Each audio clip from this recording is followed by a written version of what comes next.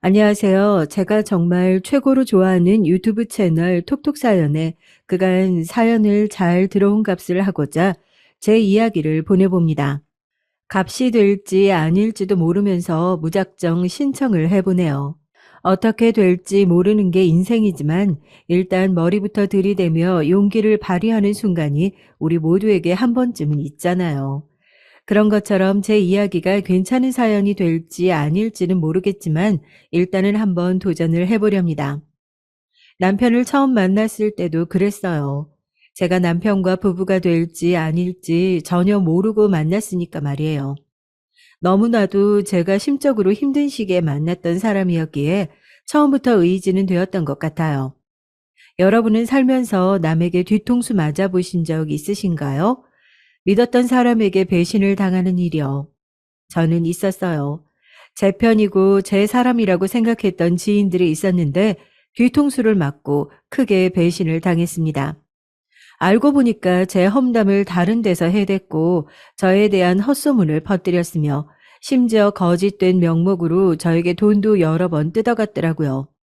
저는 그런 줄도 모르고 지인들을 잘 챙기며 지냈는데 그런 제 모습이 그들의 눈에는 얼마나 바보 같으며 먹음직스러운 먹잇감으로 보였을지 이 생각만 하면 지금도 치가 떨립니다. 이런 때에 만났던 사람이었으니까 남편에게 금세 의지를 하게 되었던 것 같아요. 차마 가족들에게도 내어 보일 수 없는 저의 아프고 창피한 부분들을 함께 공유할 수 있는 상대였습니다. 결혼 이야기가 금방 나왔던 것은 친정 엄마께서 무척 편찮으셨기 때문이라는 이유도 있었어요. 친정 엄마께서 건강하셨다면 어쩌면 제가 저의 힘든 일을 죄다 친정 엄마와 나누었을지도 모르겠네요. 일전에도 암투병으로 고생을 하셨더랬죠. 간신히 물리쳐 놓은 암을 다시 마주하게 될 줄은 몰랐습니다. 제발이라는 두 글자를 영영 보는 일이 없기만을 바랐어요. 그러나 그리 멀지 않은 미래에 암이 다시 재발할 줄도 모르고 무식할이 많지 용감하게 다들 살았습니다. 친정 엄마께서 암의 재발을 확인하시게 된 것도 모자라서 시한부라는 사실을 선고받으셨을 때 저도 충격으로 정신이 아득해졌고 다른 가족들도 마찬가지였어요.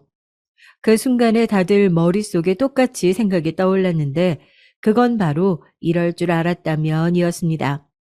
이렇게 될 줄 알았다면 그렇게 안 살았을 거라는 후회였죠. 저는 제 생활이 힘들답시고 직장 스트레스가 심하답시고 지인들 문제로 괴롭답시고 제 연애가 바쁘답시고 친정 엄마와 가까이 지낼 수 있는 시간들을 날려버린 뒤였습니다. 다른 가족을 원망할 필요도 없었어요. 바로 제 자신이, 바로 저부터가 친정 엄마를 챙겨드려야 했습니다. 친정 엄마를 들여다봤어야 했어요. 미치도록 후회가 되더군요. 남들 다 가는 것 같던 동남아 가족 여행, 그게 대체 뭐라고 이런저런 핑계를 머릿속에 늘어놓으며 친정엄마와 함께 가지 않았던 것인지, 어째서 더 좋은 시간을 함께 보내지 못했던 것인지 제 자신이 한심스럽기 그지없었어요. 이렇듯 멍청하고 미련하니까 지인들에게 뒤통수 맞고 배신이나 당하고 상처나 받는 거구나 싶었네요. 하지만 지금은 자기 비하에 빠져 있기도 아까울 때야. 정신 차리자. 내가 우리 엄마를 위해 지금 이 순간 무엇을 할 수 있을까? 어떤 기쁨과 행복을 안겨드릴 수 있을까? 눈물을 참아낸 저는 남편과의 결혼을 결심했습니다. 저와 결혼하고 싶다는 신호를 남편이 넌지시 보내오고 있었음을 저는 진작 알았기에 결혼까지 진행하는 것은 아무 문제가 없었네요. 남편이 내밀고 있던 손을 제가 잡기만 하면 되는 것이었으니까요. 제가 결혼하고 싶다고 하자 친정 엄마께서는 깜짝 놀라시면서도 환하게 웃으셨습니다. 아휴, 죽기 전에 우리 막내딸 시집가는 모습을 내가 볼 수 있겠구나. 여한이 없을 것만 같아. 제가 결혼이라는 결단을 내린 이유와 딱 맞아떨어졌어요. 친정 엄마께서 세상에 계실 적에 결혼식을 올리고 싶었거든요. 제가 위로 언니와 오빠가 있는데 둘 다 진작 결혼해서 가정을 꾸렸고 이제 저만 남은 상태였습니다. 시한부 선고를 받으신 이후에 아무리 웃음을 지으셔도 눈빛이 어딘가 텅 비어 보이셨던 친정 엄마이셨는데 저의 결혼 소식에는 눈이 반짝반짝 빛나고 있었어요. 그 모습에 옆에서 친정 아버지께서 뜨거워진 눈시울을 감추시려고 애쓰고 계셨죠. 그런 친정 아버지를 저는 모른 척 해드렸습니다. 친정 엄마께서도 일부러 모른 척 해드리고 계셨기 때문이에요. 바로 얼마 후 급하게 상견례 자리가 마련됐죠. 친정 엄마께서 오래 못 사신다는 사실은 당연하게도 시댁 식구들 역시 다 알고서 자리에 나온 참이었습니다. 때로는 부족한 모습이 두 분 눈에 들어올 수 있겠지만 너그러이 봐주시면 좋겠어요. 제 딸이라서 드리는 말씀이 아니라 우리 막내딸은 처음에는 조금 서툴 수 있어도 차근차근 성장해서 결국은 침착하게 다 해내는 아이라서 그럽니다. 시간 그리고 관용을 주시기를 부탁드릴게요. 제가 언제까지고 우리 막내딸 곁에 있어줄 수 있다면 제가 때마다 도와주고 가르쳐 주겠지만 그럴 수가 없으니까요. 친정엄마께서 그렇게 말씀하셨을 때 너무 울컥한 나머지 하마터면 저는 그 자리에서 울음을 크게 터뜨릴 뻔했어요. 그런데 친정아버지께서 의연하게 꿋꿋함을 유지하고 계신 걸 보고 저도 얼른 감정을 다스렸습니다. 시어머니께서는 재빨리 손수건으로 눈가를 훔치셨고 반면에 시아버지께서는 강인한 얼굴빛을 내시더니 이렇게 말씀하셨죠. 아유, 사부인께서는 당연하신 말씀을 하신 겁니다. 걱정 붙들어 매십시오. 본디 여자는 일단 결혼을 하는 순간부터 자기 남편의 사람이 되고 남편 집안의 사람이 되는 것입니다. 여자가 출가 외인이라고 하는 것이 괜한 말이 아니라 진실이니까요. 안 그렇습니까? 아니, 저는 그렇게 생각합니다. 앞으로 저희 집안의 당당한 일원으로 그렇게 맞이하고 그렇게 여겨주겠습니다. 아이고, 네. 벌써 한 가족의 일원으로 우리 막내딸을 그리 봐주신다는 것 같아서 마음이 놓이고, 네, 아무튼 감사한 마음이네요. 사부인께서는 아무 염려 안 하셔도 됩니다. 저를 포함해서 저희 집안 사람 모두가 우리 새아가에게 든든한 버팀목이 되어 주겠습니다. 마음 편히 가지십시오. 그 자리에서 새아가라는 호칭을 들으니까 놀랍기도 하고 당황스럽기도 하고 좋다기보다는 뭔가 묘한 기분이 더 드는 것 같기도 하고 왠지 그랬어요. 저뿐만이 아니라 친정 부모님께서도 시아버지를 보시고 살짝 놀라신 모양이었습니다. 시아버지의 기계가 대단한 것 같았다면서 집으로 가는 길에 두 분 다 그런 소감을 주고받으셨거든요. 반면에 시어머니께서는 인상부터 약간은 단아하며 고상하게 생기셨고 웃을 때의 모습도 인매만 살짝 조용하게 올라가니까 시아버지와는 기운부터가 딴판인 것 같다고 느낀 부분도 동일했어요. 참고로 외모만 보더라도 시아버지께서는 훨씬 연상이시고 시어머니께서 더 연배가 낮다는 것이 보였답니다. 시부모님 두 분께서는 마치 자석의 N극과 S극 혹은 물과 기름처럼 융합이 될 수 없는데 신기하게 부부의 연을 맺으신 것 같다는 인상을 저를 포함한 친정 식구들 모두에게 안겨주었습니다. 그 정도로 두 분이 딴판이었어요. 서로 조화가 잘 되는 부분이 없었거든요. 심지어는 제가 오죽하면 결혼식을 올리던 당일에도 그런 생각을 했었습니다. 시부모님께서 나란히 앉아 계시는데 각각 따로 찍은 사진을 합성해서 옆에다가 붙여놓은 줄로만 알았어요. 제가 끝내는 친정엄마 앞에서 눈물을 찔끔 흘리고만 새 신부가 되었는데요. 친정 부모님께서 눈물을 훔치셨고 시어머니께서도 촉촉해진 눈가를 보이고 계셨어요. 그런데 시아버지께서는 출정을 목전에 둔 장수 같아 보이셨어요. 근엄하고 경건하고 진지하고 그리고 호탕한 기색이셨죠. 결혼을 하고 나서 저는 사람의 감이라는 게 무섭다라는 생각을 하게 되었답니다. 왜냐면 말이죠. 제가 시부모님에 대해 엄청난 사실을 바로 알아버렸거든요. 알고 봤더니 두 분께서는 같이 안 살고 계셨더라고요. 뭐? 아버님하고 어머님이 같이 안 지내고 계신다고? 아니, 그럼 별거 중이란 말이야? 언제부터? 이렇게 지내신 지는 꽤 한참 됐는데 정확히 언제부터였는지는 잘 모르겠어. 그런데 집안 사정 때문에 그러시는 것뿐이라서 별거라고 표현하기에는 좀 그렇다. 그건 왠지 우리 부모님 사이가 나빠서 따로 사신다는 얘기 같잖아. 솔직히 시부모님께서 따로 지내신다는 게 엄청 중요한 사실로 여겨졌는데 남편은 되게 시큰둥하고 무심하게 받아들이더라고요. 제가 보인 깜짝 놀란 반응을 되려 과하다고 지적하기까지 했습니다. 시댁에는 주로 시아버지 혼자만 살고 계셨고 시어머니께서는 다름 아닌 시아버지의 친누이분, 그러니까 저에게는 시고모 되시는 분의 댁에 가서 거의 거기서 지내고 계셨어요. 그분께서 지병을 오래 앓다가 한번 크게 쓰러지신 이후로 건강 상태가 무척 안 좋았는데 시어머니께서 함께 지내시며 옆에서 간병을 하고 계시는 모양이었어요. 그러니까 이걸 두고 남편이 시부모님께서 안 좋게 별거를 하시는 게 아니라 집안 사정으로 어쩔 수 없이 그렇게 된 것이라고 설명한 것이었어요. 시아버지께서는 기세 등등 하셨습니다. 원래 여자는 그래야 한다. 결혼하고 나서는 자기 시댁에 충성해야 돼. 세아가, 네 생각도 그렇지? 네가 너의 시어머니를 본받아서 시댁을 최우선으로 여기고 시댁 일가의 모든 사람들에게 충성하리라고 믿어 의심치 않는다. 세아가 너는 다름 아닌 내 아들이 직접 골라서 결혼한 제목이니까. 그렇고 말고. 네? 충성이요? 제가 여러모로 부족한 부분이 많은 사람이라서 혹시나 실망을 안겨드릴까 봐 지금 이 자리에서 뭐라고 확답은 못 드리겠지만 제 나름의 최선을 다하겠습니다. 말을 두루뭉술하게 하는구나.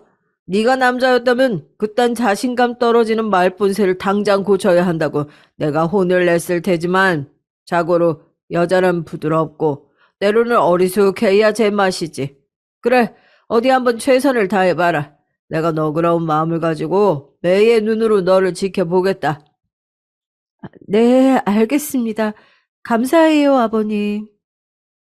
엉겁결에 제가 그런 대화를 하고 말았는데 시아버지께서 약간 독특한 분이시다 못해서 결코 만만치 않으신 분이라는 인상을 받았어요.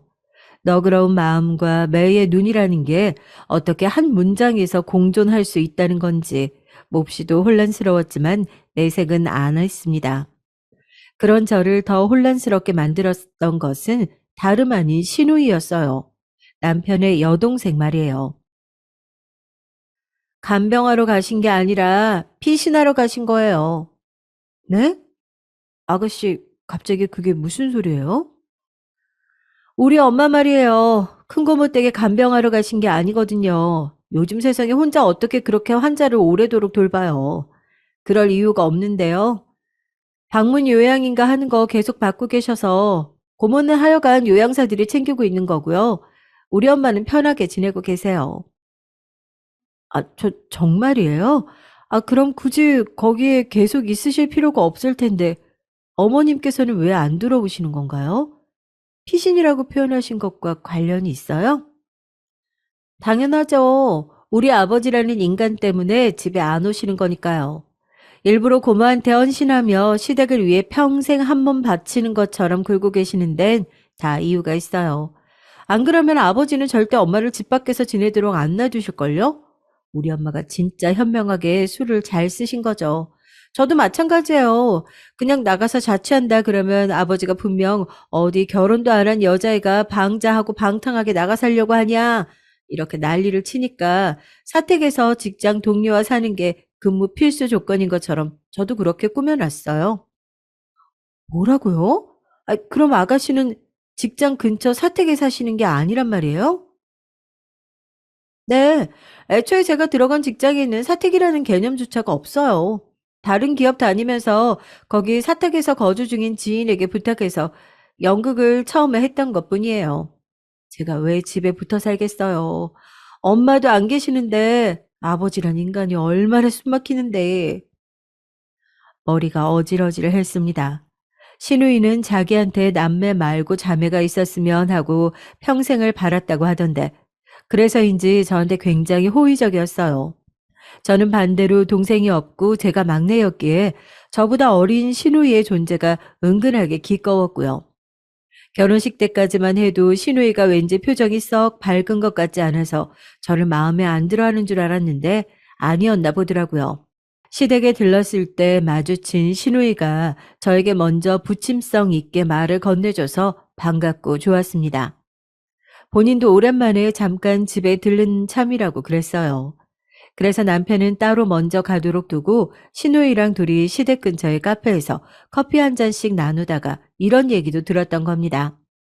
시어머니께서 피신을 가신 것이었고 시누이는 거짓 자취를 하고 있었다고요. 이런 사실 자체도 놀라웠지만 남편과 결혼한 제 입장에서는 바로 이러한 진짜 내막을 남편이 모르고 있다는 쪽이 더욱 신경 쓰였습니다. 시누이가 그러더군요. 남편에게 말을 안 한 것은 시아버지와 한패라고 생각해서 그런 것이라고 말이죠. 그 대목에서 제가 왠지 좋지 못한 예감을 받게 되었지만 시누이에게 시댁 얘기를 좀 더 듣고 싶다고 요청했어요. 조금은 머뭇거리던 시누이가 꺼내준 이야기는 이러했습니다. 시아버지께서는 나이 30이 훌쩍 넘도록 여자를 한 번도 만나보지 못하신 채 사셨다는데요. 그러다가 중매를 통해서 결혼을 하게 되셨는데 당시 시어머니께서는 친정의 형편이 무척 어려워서 결혼이라는 선택지를 고르게 되신 것이었다고 합니다. 그래서 나이 차이도 나고 외모나 성격 이런 것들이 모두 극과 극인 두 분이 결혼을 하시게 되었던 거예요. 시어머니께서는 고된 시집살이를 당하고 사셨다네요. 시누이가 어렸을 때부터 그걸 다 봐왔다고 해요. 그래서 전 어렸을 때 며느리라는 것은 죄인을 표현하는 단어라고 생각했었어요. 죄를 지어서 벌을 받는 존재라고 여겼던 거죠. 그 정도로 우리 엄마가 힘들게 당하고 사셨거든요. 당하고만 사셨던 시어머니께서 어깨를 점차 펴고 살게 되신 것은 당신의 시어머니, 그러니까 저에게는 시할머니 되셨을 분이 쓰러지고 나신 이후였다고 합니다. 그때부터 시어머니께서 슬슬 의견을 내기 시작하셨고 목소리를 키우셨고 하고 싶은 대로 의지를 담아 행동하셨다고 해요. 그 이전까지는 꼼짝 못하고 사셨던 거예요. 그리고 그런 시어머니의 변화를 가장 못마땅해 하셨던 분이 바로 시아버지셨습니다. 꼴배기 싫게 어디서 감히 여자가 고개를 빳빳하게 들고 턱을 치켜들어. 날이 갈수록 재수가 없으려니까 원. 하지만 시어머니께서는 당신이 지난 세월 호되게 당하고 사실 때 단 한 번도 나서주지 않으셨던 시아버지에 대한 원망과 앙금을 대단히 품고 계셨어요. 쉽사리 기세를 꺾지 않으셨다고 하더라고요. 그러다가 시아버지께서 일적으로 좀 힘든 일을 겪게 되신 거예요. 원래 안 좋은 일은 한꺼번에 일어난다고 하던가요? 뿐만 아니라 그런 순간에 지인들로부터 외면을 당하셨다고 합니다. 저도 지인들 때문에 크게 상처를 받아봤기 때문에 그런 절망감이 어떤 종류인지 잘 알고 있죠. 그래서 그 이후로 시아버지께서 한동안 술독에 빠져 사셨다는 대목을 어느 정도는 이해할 수 있었던 것 같네요. 술이 정말 큰 문제인 것은 그 자체가 아니라 부작용에 있는 듯 싶어요. 중독적이니까요. 그리고 만취를 하고 나면 인사불성이 되고 나쁜 본성이 드러나기도 하니까요. 시아버지께서는 점차 술을 드시고 날 때마다 눈이 도셨다고 합니다. 무섭게 눈이 돌아간 채로 주먹을 쓰셨고 발을 날리셨으며 집안 살림을 다 깨 부수셨다고 해요. 아주 어렸을 적에 머나먼 친척집에 간 적이 있었는데 거기가 되게 시골이었거든요. 그때 거기서 제가 개를 잡는 걸 봤어요. 차를 타고 그 앞을 지나가다가 우연히 보게 된 것이었음에도 뇌리에 강렬히 박혀서 잊혀지지 않을 정도였죠. 이웃집에서 개를 잡았다는 이야기에 친척 어른께서 그렇다면 몸보신 좀 하겠구만 이렇게 말씀하셨을 때는 속이 울렁거렸거든요. 애써 잊고 살았는데 시간이 흘러서 우리 엄마가 아버지라는 인간한테 두드려 맞는 것을 보니까 그 개가 생각나더라고요. 우리 엄마가 복날을 개보다도 더 못하게 두드려 맞고 계신다는 생각이 들고 나니까 미치겠더라고요. 그래서 하루는 진짜 미친 척하고는 집에 있는 술을 죄다 갖다 버렸어요. 시아버지께서는 격하게 분노하셨지만 남편이 시누이가 아니라 자기가 그런 거라고 나섰으며 시어머니께서는 애들은 때리지 말라고 난리를 치셔서 그나마 큰일 없이 넘어갈 수 있었다고 합니다. 시누이는 그날 이후 용기를 내서 시어머니께 중요한 이야기를 꺼냈다고 해요. 그건 바로 이혼이라는 두 글자였죠. 그러자 시어머니께서는 고민하시는 신용도 안 하시고 즉각 고개를 조용히 저어서 시누이를 놀라게 하셨다고요. 아직은 안 돼. 하더라도 지금은 아니다. 내 새끼들, 너희들이 둘 다 성인이 되고 대학 가기 전까지는 안 돼. 너희들 다 키워놓아야 내가 비로소 안심을 할 수가 있지. 자식들 때문에 참고 사셨고 더 참으실 작정이었던 겁니다. 그 앞에서 시누이는 차마 더 뭐라고 말씀을 드릴 수가 없었다네요. 시어머니께서는 도보로 짧게 걸리는 상가 건물을 청소하는 일만 근근히 하고 지내셨다고 해요. 더 일을 하고 싶으셔도 다른 일을 구하고 싶으셔도 시아버지께서 절대 허락을 안 해주셨고 용납을 못 하셨다네요. 그러면서도 판판히 놀지만 말고 돈을 벌라고 하셨다는 대목이 가장 황당합니다. 그래서 시어머니께서는 억지로 그런 일만 다니셔야 했던 거예요. 남편이 대학을 가고 난 이후 그때부터 시아버지께서는 술에 빠져 하루 걸러 하루를 난동 부리셨던 행각을 멈추기 시작하셨다고 합니다. 시아버지께서도 아들 장남 타령을 무척 하셨던 분이라고 해요. 그러니 귀한 아들을 위해서라도 마음을 다잡으신 걸지도 모르겠습니다. 남편이 대학을 다니던 와중에 시어머니께서는 참을 만큼 참았다면서 시아버지께 이혼을 요구하셨다고 해요. 하지만 시아버지께서 불같이 화를 내시며 절대 이혼을 안 해주겠다며 선을 그으셨던 겁니다. 뭐? 이혼? 감히 나에게 이혼을 요구해? 지아비를 무시하는 것도 정도가 있지. 이런 시건방진 여자를 다 봤나?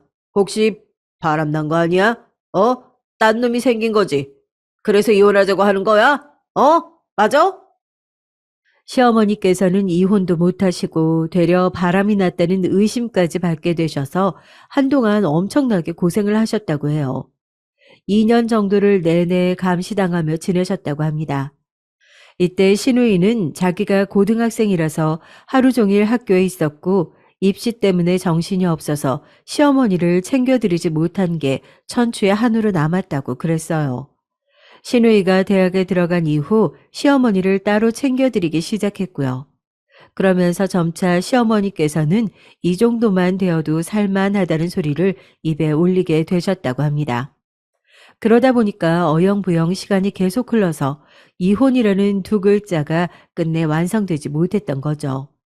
시고모의 핑계를 대고 나가서 사시게 된 이후로는 사실상 결혼 이후 첫 자유를 찾으신 셈이었고요. 세상에나, 이게 다 무슨 얘기야? TV 드라마 같은 곳에서 봐왔던 시집살이, 그로 인해 생긴 갈등, 이런 게 바로 내 시댁에서 일어났다고?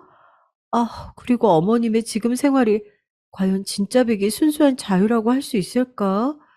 결국은 아버님의 눈치를 살피고 비위를 맞춰야지만 유지될 수 있는 자유생활 아니야? 그게 어떻게, 진짜 자유일 수가 있는 건지 난 잘 모르겠어.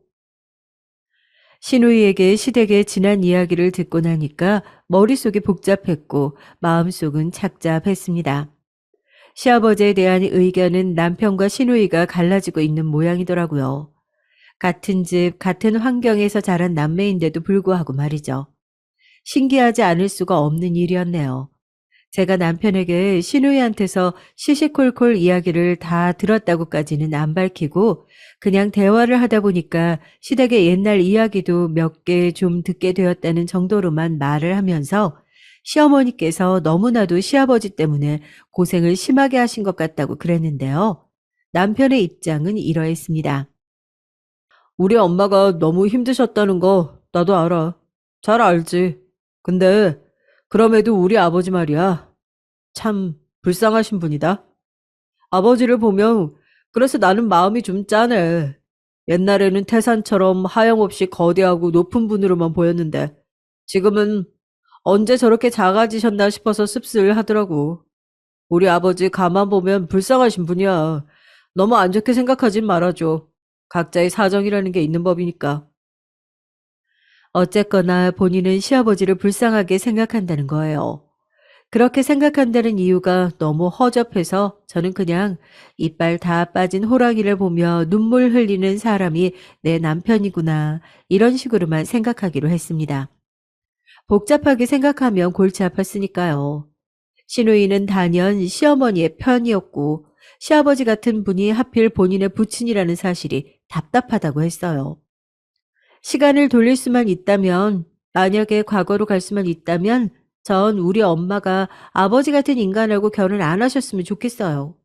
그렇게 해서 저라도 존재가 세상에 태어나지 못하게 된다고 해도 전혀 상관없으니까요.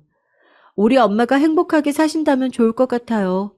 지나버린 우리 엄마의 세월이, 청춘이 너무 아까워서 저는 때때로 슬프거든요. 듣던 제 가슴이 먹먹해지는 것 같았어요. 저는 왜 상반된 남매의 반응을 듣고 나서 제가 만나고 결혼한 사람인 남편이 아니라 훨씬 덜 아는 사람인 시누이 쪽으로 마음이 기울었을까요? 이상하게 시누이 쪽으로 공감이 갔고 시아버지를 두둔하는 남편이 퍽 낯설게 느껴졌습니다. 한창 설레고 행복해야 할 신혼 때였음에도 마음이 싱숭생숭했는데요. 그러던 와중에 결국은 그런 순간이 오고야 말았습니다. 친정엄마와의 영원한 이별 말이에요. 유달리 친정엄마의 컨디션이 올라와 있어서 갑자기 안심이 되려던 찰나에 확 악화가 됐습니다. 병원에서는 마음의 준비를 하라고 일러줬어요. 그러나 그 마음의 준비라는 것은 얼마간의 시간이 주어지든지 간에 제가 해낼 수 있는 게 아니었더라고요. 속수무책으로 저는 무너져 내리고 말았습니다.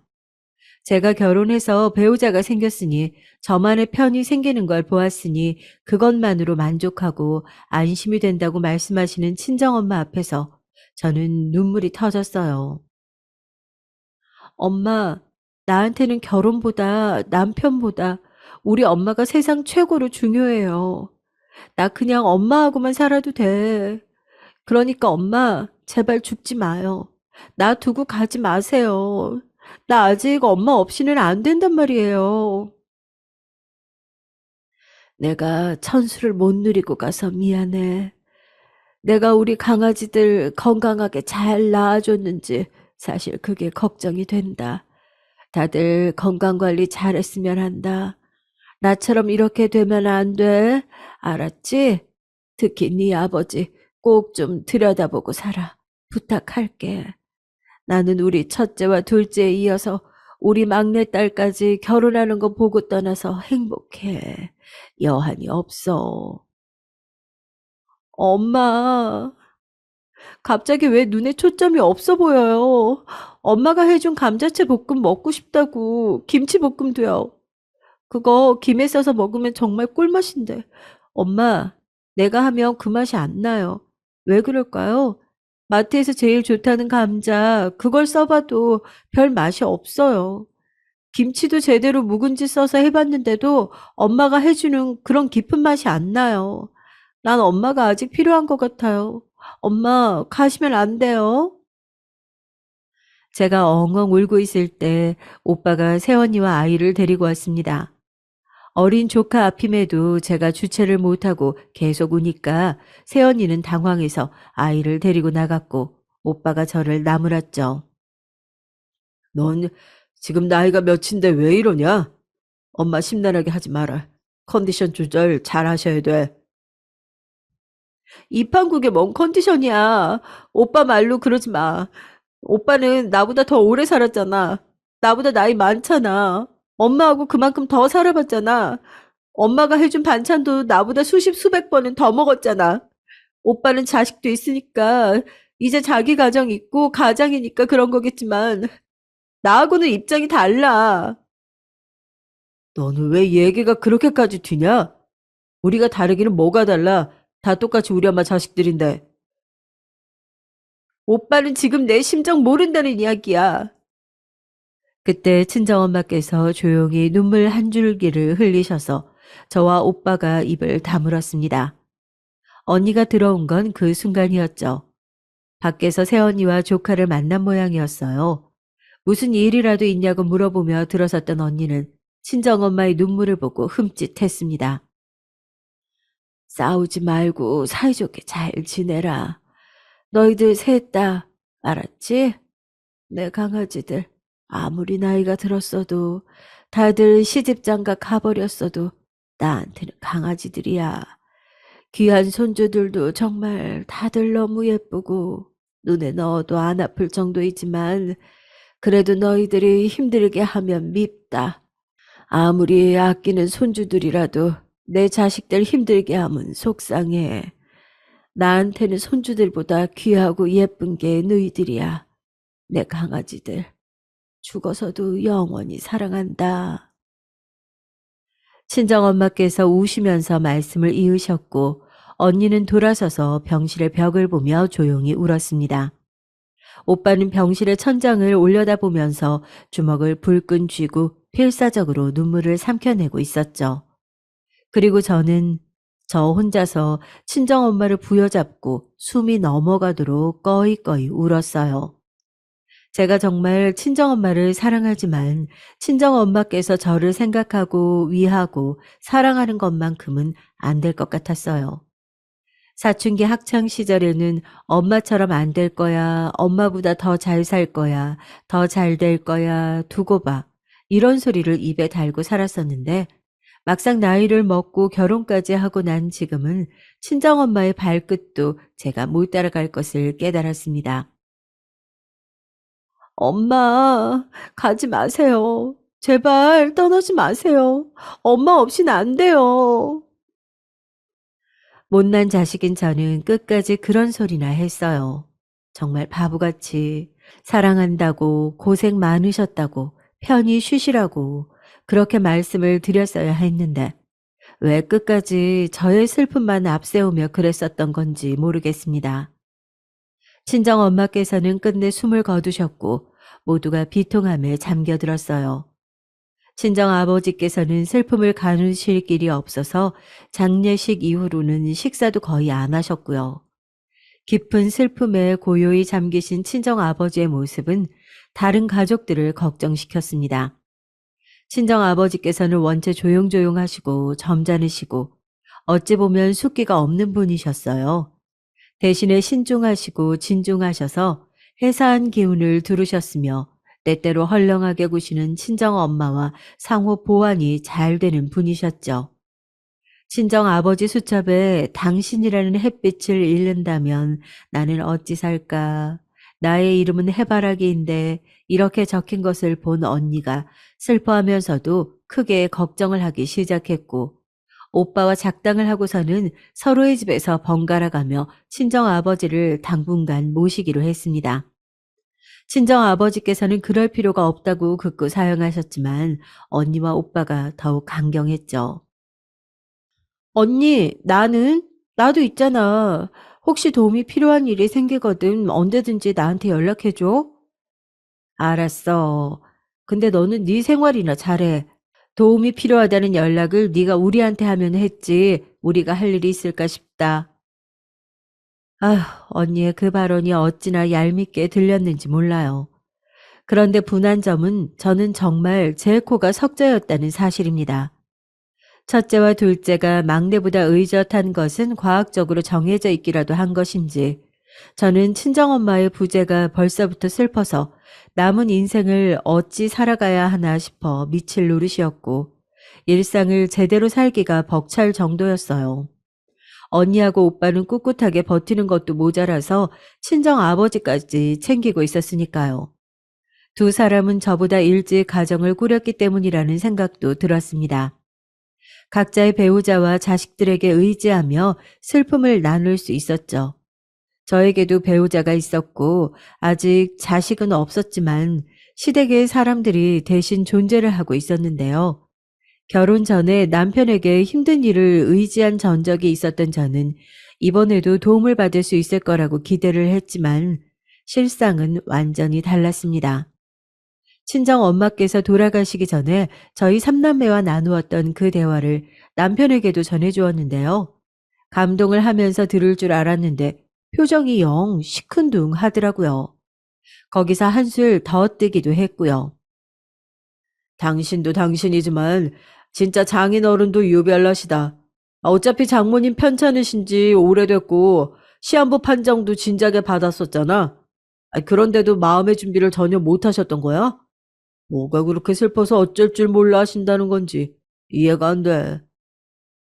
이 인간이 지금 제정신으로 하는 소린가 싶었습니다. 홧김에 말 실수를 한 것이라고만 생각하고 싶었어요. 그런데 아니더라고요.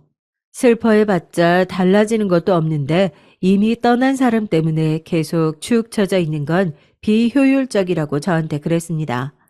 제가 친정엄마께서 돌아가신 이후로 힘들어하느라 자기 밥을 소홀히 차려주는 것 같아서 짜증이 난다고도 했어요. 제가 본인을 1순위로 생각하고 챙겨줬으면 좋겠는데 그게 아닌 듯 싶어서 기분이 나쁘다는 말도 뱉었고요. 툴툴거리는 주둥이를 확 때려주고 싶었어요. 친정엄마를 잃고 슬퍼하는 저에게 그게 어디 할 소린가요? 냉혈한이 따로 없네. 내 상황을 듣고 나서 세상 천지에 그렇게 생각하는 사람은 당신밖에 없을 거야. 아닌데? 나밖에 없는 거 아닌데? 우리 아버지도 그러셨어. 원래 건강 안 좋았던 사람이 죽은 게 뭐가 대수냐면서. 아내가 죽었으면 그냥 새로운 여자 찾아서 재혼을 하거나 즐기면서 살면 될 일인데 뭐가 그렇게 심각하냐면서. 장인어른 같은 남자는 별종이라고 하셨어. 뭐? 지금 뭐라고 한 거야? 아버님이 그런 말씀을 하셨다고? 아버님 미치신 거 아니야? 그걸 고지고대로 나한테 전하는 당신은 또 뭐야? 진짜 미쳤어? 남편이 한 말을 듣고 나서 제가 정말 머리 꼭지가 돌아버리는 줄 알았어요. 제가 화를 내자 남편은 사과를 하기는커녕 저보다 더욱 열을 내면서 따지고 들더라고요. 대체 본인이 저한테 따질 것이 뭐가 있다고 그랬던 건지 이제 와서 생각해보면 그 상황 자체가 이해 안 되는 점 투성이었던 듯 싶습니다. 대판 부부싸움을 벌였죠. 그동안은 서로 안 맞는 지점이 있어도 싸우지 않고 참으며 넘어갔었건만 이때 처음으로 대판 싸웠어요. 살벌하고 싸늘한 냉전이 이어졌습니다. 서로 본체 만체하며 날을 세우는 날들이었죠. 그런데 이때 남편이 기가 막힌 짓을 벌였던 겁니다. TV를 보든지 휴대폰을 하든지 둘 중 하나만 할 것이지 둘 다 하다 갑자기 소파에서 잠들어 버리는 건 또 뭐야? 어이가 없네. 바닥에 휴대폰 떨어뜨린 것도 모르고 코까지 골면서 잘도 잔다. 잠깐, 카톡 중이었던 것 같은데 이 내용은 대체 뭐지? 설마 상대가 여자? 어머, 진짜 여자네? 어느 날 늦은 밤중에 남편이 거실 소파에서 코를 골며 잠들었고 저는 남편의 휴대폰을 바닥에서 주워들었는데 화면이 아직 켜져 있더라고요.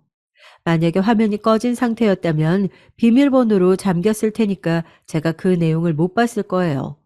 그러니까 일이 전부 이렇게 되려고 운명처럼 그때 제가 휴대폰을 주워들었던 건가 봅니다. 남편과 밤에 카톡을 주고받던 상대는 여자였는데 대화 내용이 어처구니가 없었어요. 오빠, 내가 다음에 또 위로해 줄게. 목석 같은 여자하고 이혼해. 당장 나한테 와. 매일 잘해 줄게. 정말 그럴까? 이혼할까? 응? 얼마나 어떻게 잘해 줄 거야? 나 퇴근하면 문 앞에 쪼르르 나와서 애교 피워 줄 거야? 아니지. 그것보다는 침대를 따뜻하게 데워 놓을 거야. 이렇게 앙큼하고 센스 넘치는 여자가 내 와이프였어야 했는데. 지금은 너 때문에 미치겠다. 지금 당장 너와 함께 침대를 데우고 싶어. 결혼한 남자인 걸 알면서도 노란한 여자도 정신이 나간 것 같았고 남편은 실로 미친놈이었습니다. 저는 분노로 온 몸을 파들파들 떨면서도 바람의 증거를 제 휴대폰으로 찍어서 남겨놓는 것을 잊지 않았죠. 그리고 꿈속에서 그 여자와 침대를 데우고 있는 것인지 코를 고는 와중에 입가에 미소를 그리고 있는 남편의 얼굴에 찬물을 확 끼얹어 줬어요. 제가, 이게 뭐야 당신? 지금 뭐 하는 짓이야? 미쳤어? 나야말로 딱 그렇게 묻고 싶은 참이었어. 지금 뭐 하는 짓이야? 미쳤어? 바람을 피워도 어쩌면 그렇게 수준 낮고 저급하게 피울 수가 있어. 이 미친놈아. 당장 이혼해. 설마 내 휴대폰 본 거야? 다 알았구나. 안 돼! 제발 용서해줘. 내가 요새 너무 심란해서 잠깐 한눈을 판 것뿐이었고, 그 이상은 절대 아니었어. 진심이야. 진심이 아니라고. 잠깐의 유흥이었어. 이러쿵저러쿵 말은 많은데 죄다 개소리라서 너무 지루하다. 당신이 심란하긴 뭐가 심란해? 진짜 심란한 건 난데 어떻게 내 앞에서 그런 소리를 할까? 당신과는 부부라는 이름으로 남은 인생 살아갈 자신이 난 없으니까 무조건 이혼해.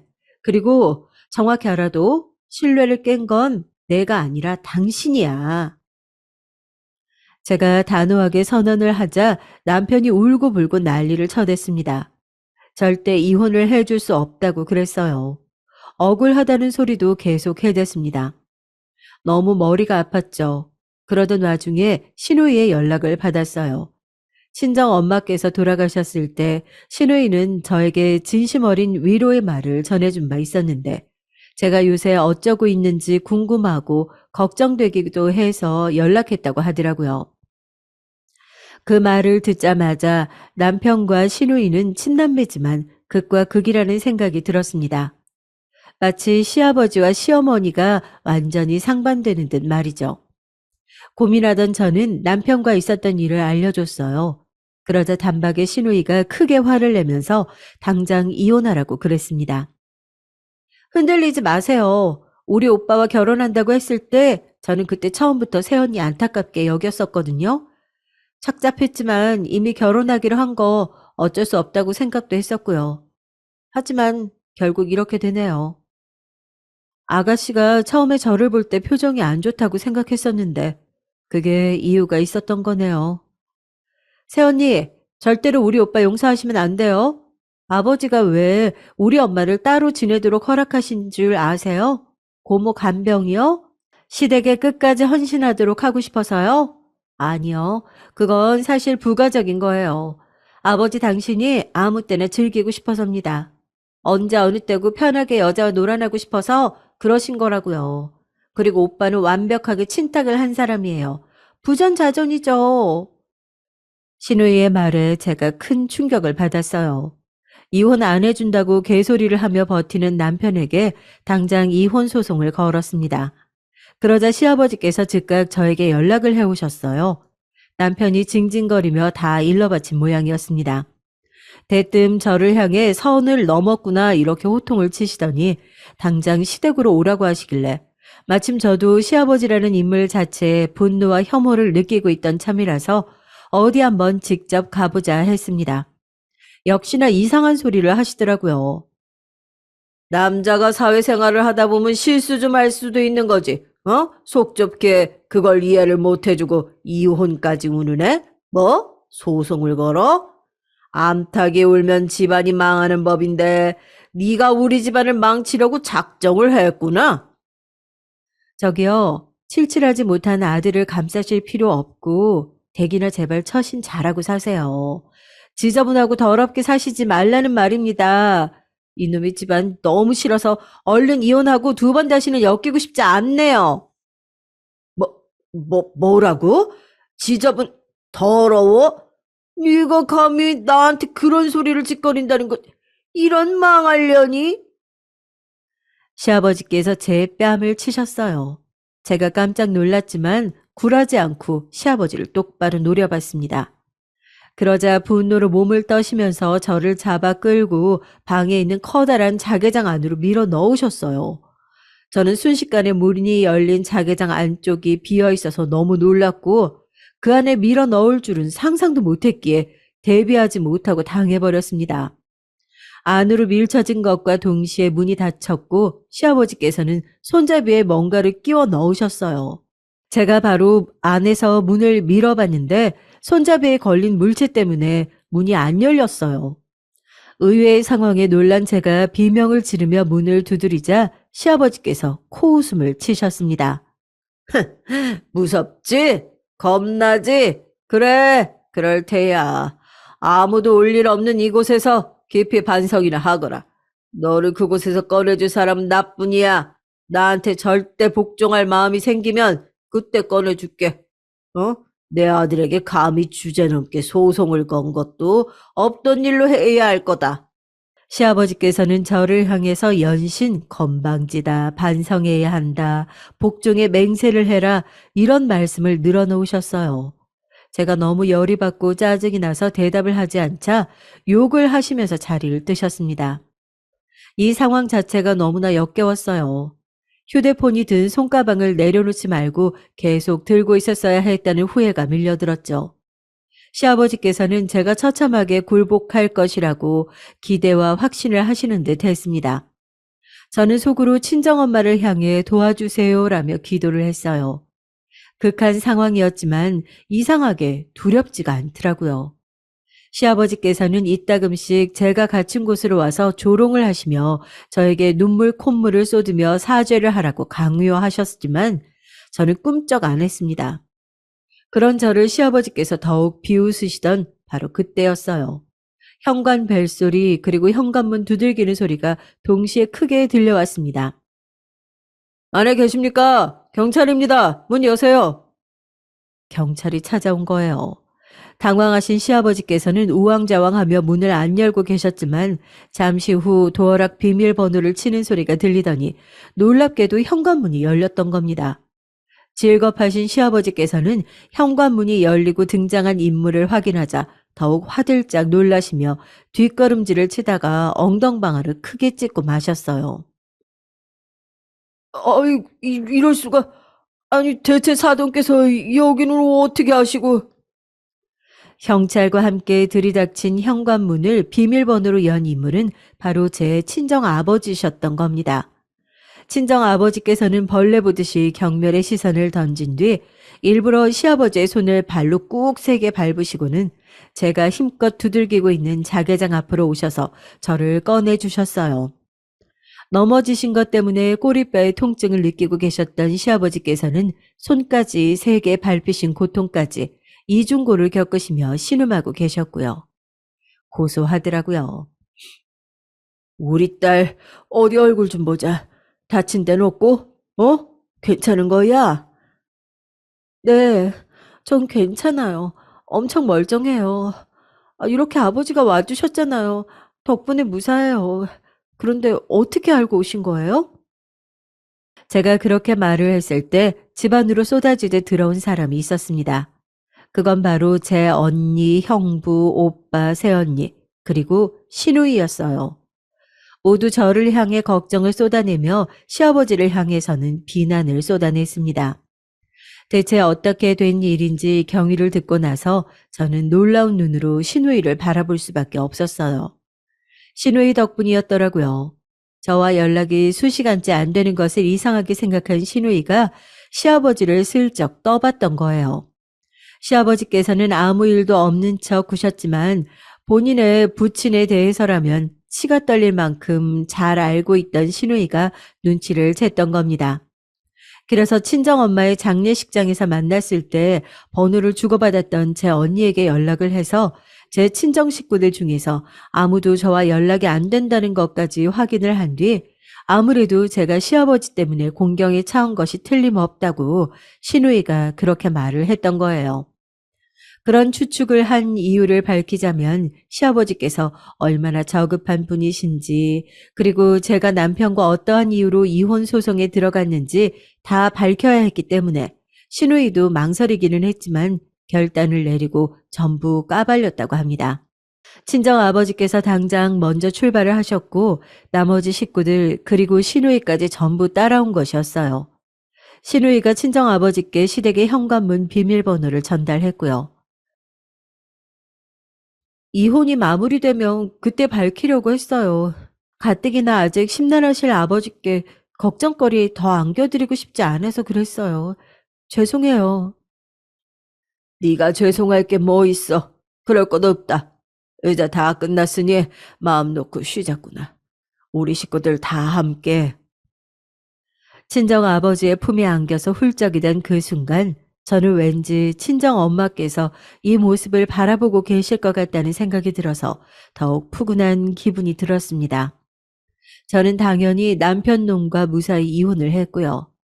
시아버지셨던 그분은 그때 꼬리뼈를 크게 다치신 것이기 때문에 한동안 엄청 고생을 하셨고, 시누이와 제가 학공을 해낸 끝에 시어머니와 이혼을 하게 되셨습니다. 고맙구나. 고마워. 그 인간의 험한 일을 당해놓고도 오히려 그걸 이용해서 그 인간의 커다란 흉을 남기고 내가 이혼 소송을 걸어서 이길 수 있도록 해주다니. 너에게는 어떻게 은혜를 갚아야 할지 모르겠다. 아니에요, 어머님. 제가 이렇게 하고 싶어서 해드린 것뿐이에요. 더 정확히는 아가씨와 뜻이 통했기 때문이고요. 눈물을 글썽이며 제 손을 잡아주시는 시어머니의 모습에 저는 이상하게 친정엄마의 모습이 겹쳐 보였어요. 그건 어쩌면 시간이 그때로부터 꽤 흐를 동안 시어머니와 더욱 돈독한 관계가 되어서 마치 모녀지간의 그림처럼 보이게 되리라는 것을 예고하는 것이었을지도 모르겠고요. 시누이는 저에게 친자매 같은 존재가 됐고요. 저에게 각각 시아버지, 남편이었던 그 양반들을 알아서 그 이후로 패가망신의 길만 걸어준 덕분에 모두가 정의는 살아있다고 즐겁게 쑥덕거렸답니다. 안녕하세요. 저는 경기도 용인에서 거주하는 여자입니다. 요즘 날씨가 추워져서 거리에 붕어빵을 파는 분들이 많아지셨더라고요.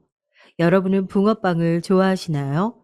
저는 겨울이 되면 붕어빵이나 풀빵을 파는 분들을 볼 때마다 저 어릴 때가 그렇게 생각이 나요. 왜냐하면 제가 어릴 때 엄마 손을 꼭 잡고 겨울에 붕어빵 장사를 했었기 때문이에요. 엄마도 똑같은 마음이신지 겨울만 되면 그렇게 먹지 않아도 붕어빵이랑 풀빵을 자주 사신다고 합니다. 사실 우리 엄마는 안 해보신 일이 없는데 그렇게 힘들다고 하는 김치 공장에서도 일하셨고 학습지 교사부터 정수기 점검하는 일, 우유 및 신문 배달, 노래방 장사, 분식집 장사 등 정말 많은 일을 하셨어요.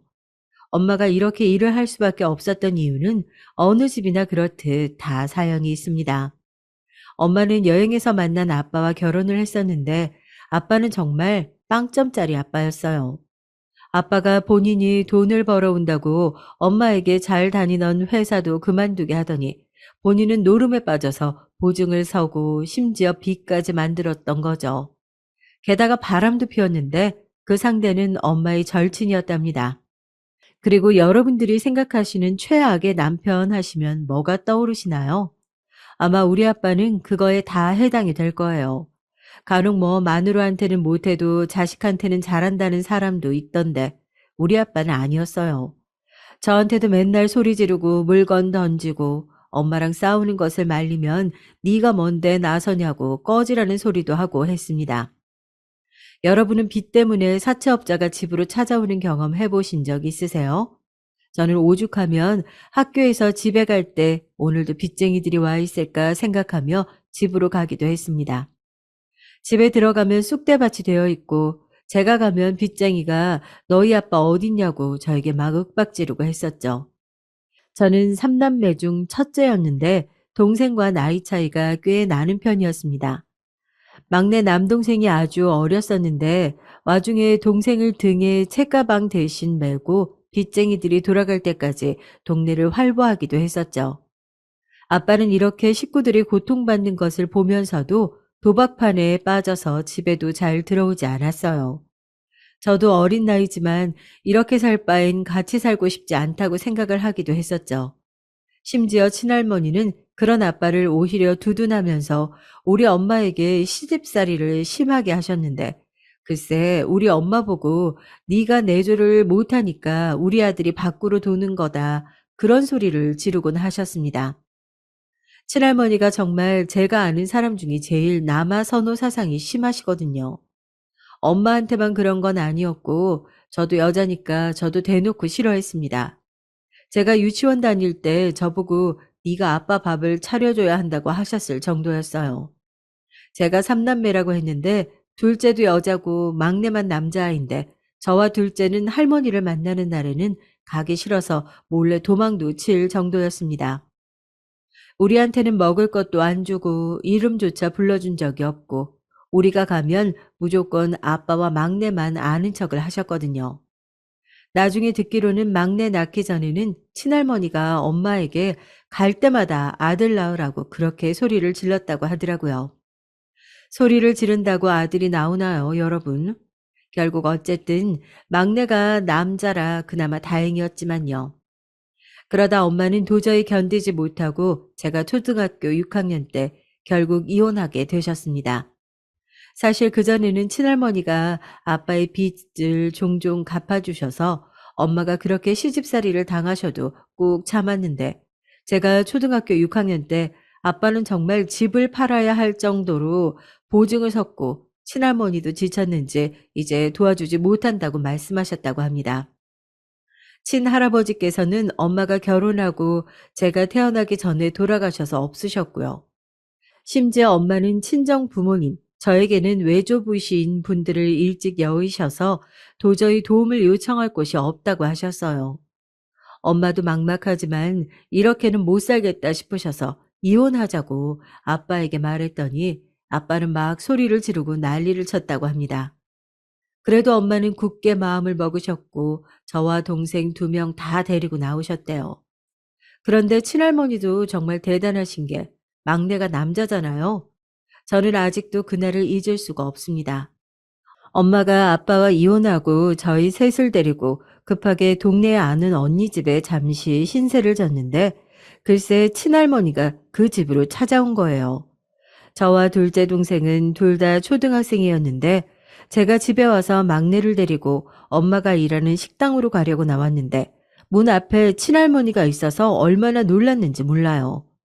친할머니는 우리는 본 척도 하지 않더니 정말 말 그대로 막내를 제 품에서 무 뽑듯이 뽑아서 데려갔습니다. 저와 둘째 동생은 너무 놀라서 울면서 할머니를 쫓아갔지만 아무리 그래도 아이가 어른 보폭을 따라잡을 수도 없고 힘에서는 밀리잖아요. 막내 돌려주세요, 할머니. 할머니 안 돼요. 저와 동생이 울면서 막내를 끌어안고 도망치는 할머니를 따라가니까 동네에서 다들 쳐다보시고 도와주시려고 했는데 친할머니는 힘이 어찌나 좋은지 다 물리치고 악을 지르며 막내를 데리고 사라지셨습니다. 저는 막내를 빼앗겼다는 충격이 너무 커서 그대로 엄마한테 가서 상황을 설명하며 울었는데 엄마는 괜찮다고 저를 달래고 바로 친할머니 집으로 가셨어요. 저도 같이 가겠다고 고집 부리고 같이 친할머니 집으로 찾아갔더니 글쎄 친할머니가 뭐라고 하셨는지 아세요? "계집 애들 키우면 됐지. 뭔 아들까지 봐라. 남편 버리고 도망갔으면 그렇게 살아." 어머니, 제 아들이잖아요. 제가 키울 거니까 주세요. "왜 네 아들이야? 우리 아들의 아들이야." 막내는 안에서 울고불고 난리치고 저는 막내 달라고 문을 부여잡고 울고, 그 상황이 되니까 옆집에서 경찰을 불렀더라고요. 경찰이 와서 얘기를 듣더니 할머니 보고 아이를 돌려달라고 했고, 할머니는 경찰이 뭔데 남의 사생활에 관심을 가지냐, 썩 꺼지라고 고래고래 소리를 지르셨죠. 오죽하면 그때 경찰 아저씨가 저희에게 이혼하길 잘했다고 하셨을 정도였습니다. 더 웃긴 건 그때 집에 아빠가 있었는데 아빠가 본인과 다시 재혼해주면 막내를 돌려주겠다고 엄마한테 그러더라고요. 초등학생인 제가 듣기에도 어이가 없었는데 엄마는 어떠셨겠어요? 심지어 본인 친구와 바람까지 난 남편과 어떻게 다시 만나겠냐고요. 당연히 엄마는 단호하게 거절하셨지만 아빠와 친할머니는 막내를 돌려주지 않겠다고 당당하게 나오셨습니다. 애 데려가려면 돈이나 주든가, 어? 애초에 네가 내조를 못하니까 내 아들이 밖으로 나돌았지. 심지어 친할머니는 막내를 데려가려면 아빠의 빚을 갚을 돈을 가져오라고 했습니다. 그렇게 엄마와 저는 막내가 안에서 아무리 울고불고 난리를 쳐도 문을 열어주지 않으니까 어쩔 수 없이 그날은 집으로 돌아오게 됐어요.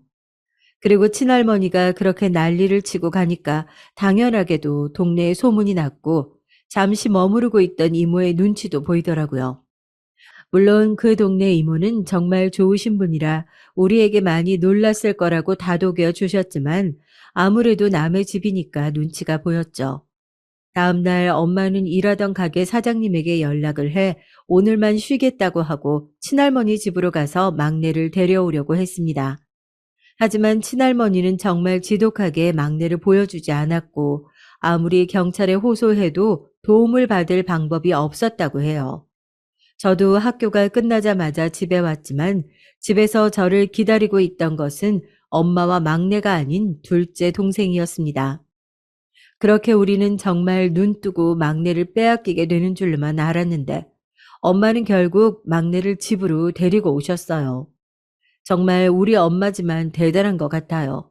제가 어떻게 데려왔냐고 물으니까 엄마는 웃으면서 제게 말씀해 주셨습니다. 집 밖에서 내 아들 내놓으라고 소리 질렀지. 빚쟁이까지 집에 데려오고 친구랑 바람난 남편 버렸으니까 아들까지 훔쳐가냐고 종일 소리를 질렀더니 데려가라던데? 저는 그 당시에 초등학생이었는데 그렇게 말한 엄마가 얼마나 자랑스럽고 대단해 보였는지 모르겠어요. 그렇게 막내를 데려온 엄마는 아빠와 할머니 또 언제 그런 극악무도한 짓을 벌일지 모른다고 동네를 뜨자고 했습니다. 그렇게 우리 삼남매와 엄마는 버스를 3번이나 갈아타고 엄마도 우리도 평생 밟아본 적 없는 지역에 가서 정착하게 됐습니다. 사실 엄마가 결혼을 빨리 해서 그때 엄마 나이도 30대 초반이었는데 지금 생각해보면 그 나이에 어떻게 애들 3명과 타지에 와서 정착했는지 몰라요. 정말 우리 엄마지만 대단하지 않나요, 여러분? 아무튼 그렇게 처음 타지에 와서 제일 먼저 집을 구해야 했는데 아무리 엄마가 뼈 빠지게 식당에서 일을 했어도 집을 당장 구할 만큼 돈이 많지는 않았죠.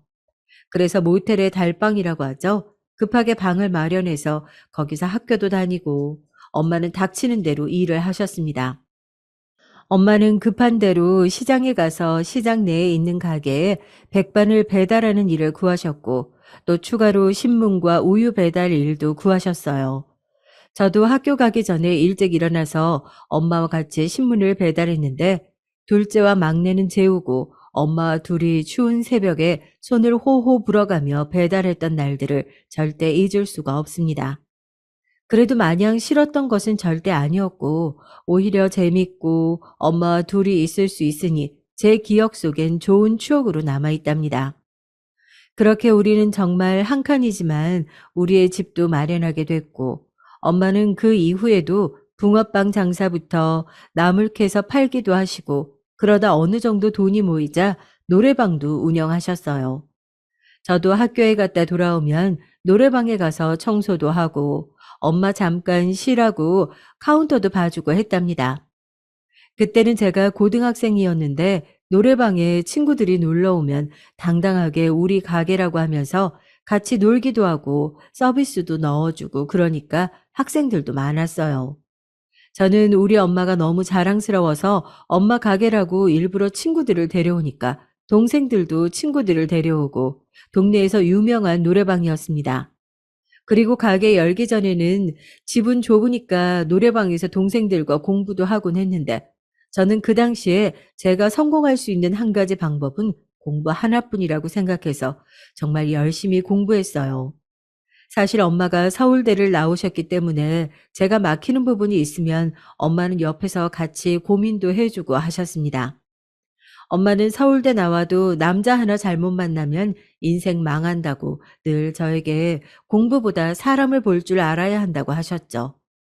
엄마는 서울대를 나오셨지만 우리 삼남매에게 공부로 전혀 부담을 주는 편이 아니었어요. 공부는 누가 시킨다고 하는 게 아니고 본인의 의지가 있어야 하는 거라고 하셨죠. 저는 처음에는 공부의 중요성을 몰랐는데 사실 돈 때문에 공부를 열심히 하게 됐어요. 공부해서 어느 정도 순위 안에 들게 된다면 우리 학교에서는 장학금을 주었는데 그렇게 되면 제 학비는 벌 수 있으니까 그것 때문에 공부를 시작했습니다. 학교에서도 제 사정을 아시는 선생님들께서는 문제집도 주시고 장학금을 받을 수 있는 곳들을 많이 주선해 주셔서 얼마나 감사했는지 모르겠어요. 지금도 제 학창 시절 선생님들께는 한없이 감사한 마음밖에 들지 않습니다. 그렇게 장학금 때문에 시작한 공부는 저를 서울에 있는 유명 여자대학교에 입학시켜 주었어요.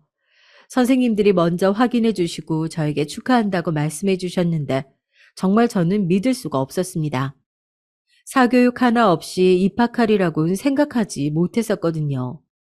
엄마는 저에게 공부하라는 말씀 하신 적이 없었지만 제가 유명 대학교에 입학하니까 그동안 너무 고생 많았고 미안하다고 제 손을 잡고 우셨습니다.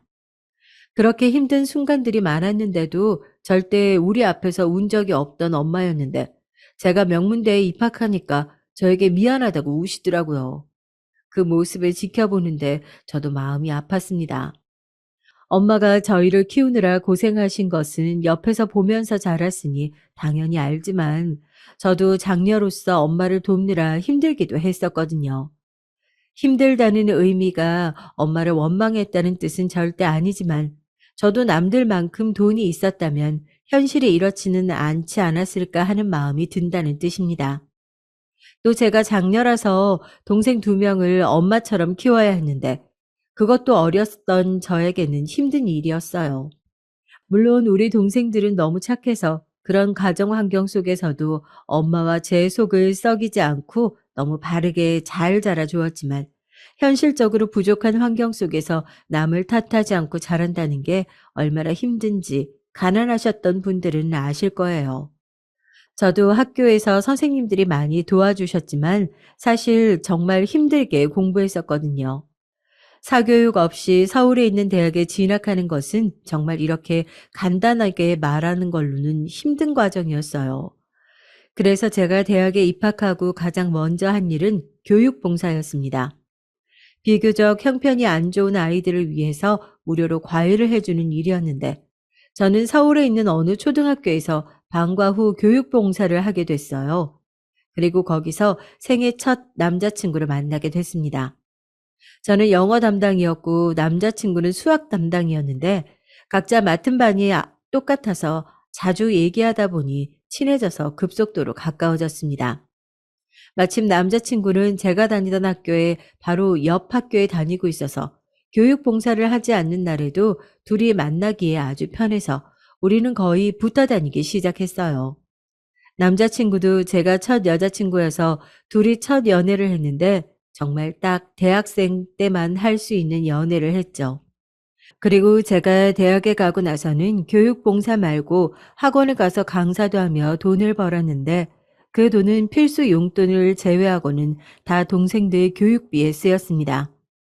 대학에 장학생으로 입학했지만 그 장학생을 유지하려면 학점이 어느 정도 보장이 되어야 했기 때문에 공부도 정말 열심히 했어요. 교육 봉사와 학원에 가는 시간을 제외하고는 늘 도서관에서 전공 공부를 했습니다.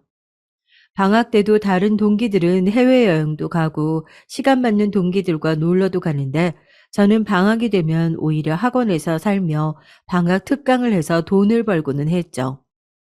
그러다 보니 남자친구와 데이트는 매일 할 수가 없었는데 남자친구는 이 부분을 많이 서운해 하더라고요.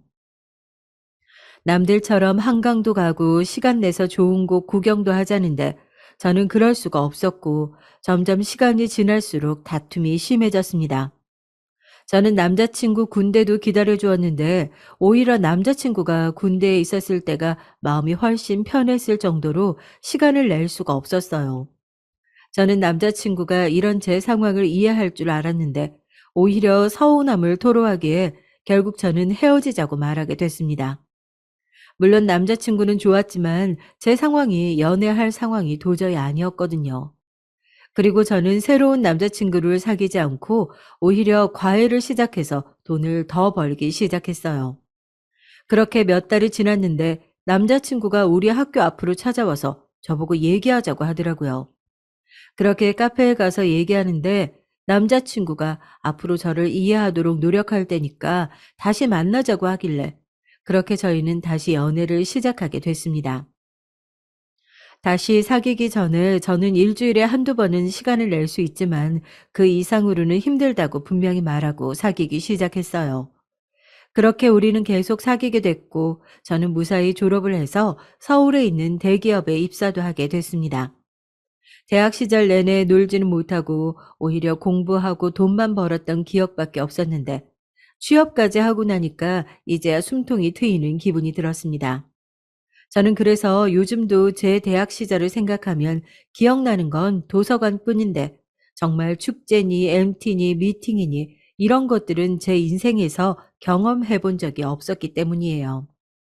그렇다고 아쉽거나 후회하지는 않지만 동시에 제 동생들은 저처럼 살지 않기를 바라게 됐습니다. 그래서 동생들에게 월급을 받으면 용돈도 두둑하게 줬고 엄마한테도 그동안 고생을 너무 많이 했으니까 이제 고생하지 말고 살라며 생활비도 많이 주었습니다. 사실 대기업에 취직하긴 했어도 어차피 신입사원이라 돈이 그리 크지 않았는데 그래도 가족들에게 제 돈이 들어간다고 생각하니까 마음이 편하더라고요. 대학생 때와 별반 다르지 않던 용돈을 썼지만 결코 아쉽거나 슬프지 않았습니다. 그리고 저는 동시에 남자친구에게 정말 고마운 마음이 들었는데 제가 그렇게 치열하게 살 때 옆에서 묵묵히 버텨준 게 그렇게 고맙더라고요. 저는 휴학도 한번 하지 않고 바로 졸업해서 대학 졸업식 전에 취업하게 되어서 남자친구보다 더 먼저 직장인이 되었는데 가족들에게 생활비로 월급의 절반 넘게 보내야 해서 여전히 데이트할 때 돈을 많이 부담하지 못했어요. 그래도 남자친구는 본인이 더 여유 있으니 괜찮다고 하며 계속 제 곁에 있어 주었습니다. 이렇게 계속 남자친구와 만나다 결혼하면 얼마나 좋을까 생각하며 살고 있었는데 인생이 정말 쉽지 않더라고요. 제가 직장에 들어가고 몇 년 뒤에 동생 두 명도 대학에 입학하게 돼서 가족 전체가 서울에서 살기 시작했습니다. 정말 감사하게도 동생들도 공부를 열심히 해서 둘 다 서울에 있는 학교로 진학하게 됐는데요. 특히 동생은 서울대에 진학하게 됐습니다. 저도 엄마도 서울대는 기대하지 않았는데 본인이 막내로 누나들과 엄마에게 너무 많은 도움을 받고 살았다며 이제부터 효도하겠다고 하는데 정말 저도 모르게 눈물이 나오더라고요. 저와 같이 동생들도 둘 다 장학금을 받고 입학했고 입학 후에도 아르바이트를 열심히 하며 엄마에게 손 벌리지 않고 살아서 엄마도 우리를 키울 때만큼은 힘들지 않게 되었습니다.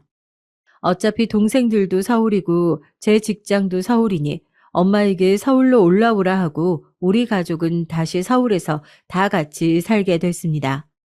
물론 남들이 사는 그런 좋은 아파트는 아니고 주택이었지만 어디 살든 뭐 어떤가요? 무엇보다 가족들이 한 집에 사는 게 얼마나 포근하고 따뜻한지 모르겠더라고요. 저도 동생들도 이제 성인이 되었으니 엄마는 좀 마음 편하게 소일거리만 하셨으면 좋겠는데 엄마는 우리에게 부끄러운 모습을 보이면 안 된다고 하시면서 계속 일을 많이 하셨어요. 공장에도 나가시고 식당 일도 하시길래 제가 엄마 너무 무리하지 말라고 하면서 평생을 이렇게 일해와서 오히려 집에 있으면 불안하다고 하셨습니다. 그렇게 다시 서울에서 살고 있었는데 어느 날 제가 퇴근하고 집으로 왔는데 가족들이 심각한 얼굴을 하고 있더라고요. "왜 그래? 무슨 일 있어? 다들 표정이 왜 그래?" 제가 물어보자 엄마가 한숨을 푹 쉬더니 저에게 말을 꺼냈는데 정말 충격적이었습니다. "영희나, 아빠가 여기를 어떻게 알았는지 찾아왔어. 나 정말 깜짝 놀랐다. 아, 이게 무슨 일이니?" "뭐라고? 아니 도대체 아빠가 여기를 어떻게 알아? 아니 자세히 좀 말해 봐." 저는 정말 너무 놀라서 아무 말도 할 수가 없었어요. 아빠가 우리를 찾을 수가 없었던 게 엄마와 아빠가 이혼하기 전에 살았던 곳은 경상도였기 때문이에요. 서울에서 기차로도 3시간이 걸리는 곳인데 여기를 어떻게 알고 찾아왔을까요? 일부러 아빠를 피해서 다른 지역으로 도망가서 살았을 정도여서 저는 너무 충격을 받았습니다. 그리고 사실 아빠에 대해 생각을 전혀 하지 못하고 살았기 때문에 충격은 더 크게 다가왔어요. 저는 초등학교 이후로 아빠를 마주칠 일이 없어서 정말 말 그대로 생각하지 않고 살았거든요. 처음에는 저도 어린 마음에 아빠를 많이 원망했지만 그렇다고 그리운 마음은 전혀 없었을 정도로 아빠는 저에게 이미지가 좋지 않았습니다. 그도 그럴 것이 제가 기억하는 아빠의 모습은 술에 취해 있거나 소리를 지르거나 혹은 둘 다였기 때문이에요. 엄마도 아빠 얘기하는 것을 좋아하지 않으셨고 저도 뭐 좋다고 아빠 얘기를 꺼내겠어요. 그래서 언급하지 않았기 때문에 아빠는 기억 속에 묻어놨는데 엄마가 아빠가 찾아왔다니까 저는 너무 놀랐습니다. 아, 도대체 어떻게 알고 왔대? 아니, 왜 왔대? 그것도 몇십 년 만에 갑자기. 모르겠다. 안 그래도 어떻게 알고 왔냐고 했더니 지금 그게 중요하냐고 묻던데? 왜 왔겠어? 돈이 또 부족한가 봐. 아휴, 그 인간 안 봐도 뻔해. 아니, 이미 이혼했는데 무슨 상관이야. 최대한 반응하지 마. 진짜 사람이 어떻게 그래? 엄마도 그러고 싶지. 그런데 집을 아니까 자꾸 찾아올까 봐 그렇지. 아휴, 겨우 도망쳤는데 이게 뭐냐. 엄마 말대로 저도 아빠가 어떻게 알았는지 궁금했지만 계속 찾아올까 봐 그게 더 두렵더라고요. 그래서 바로 다음날 부동산에 가서 집을 내놓고 동네를 바꿔야겠다고 생각해서 직장 점심시간 도중에 나와서 집을 알아보고는 했습니다. 그러다 제가 이런 과정에서 너무 스트레스를 받아서 회사에서 쓰러지게 됐는데 눈을 뜨니까 응급실이더라고요. 회사에서 쓰러졌는데 정말 다행히 회사 대리님이 제가 쓰러지니까 엄마가 아닌 남자친구에게 연락했고 남자친구는 바로 저에게 달려와 줬습니다. 영희나, 무슨 일 있어?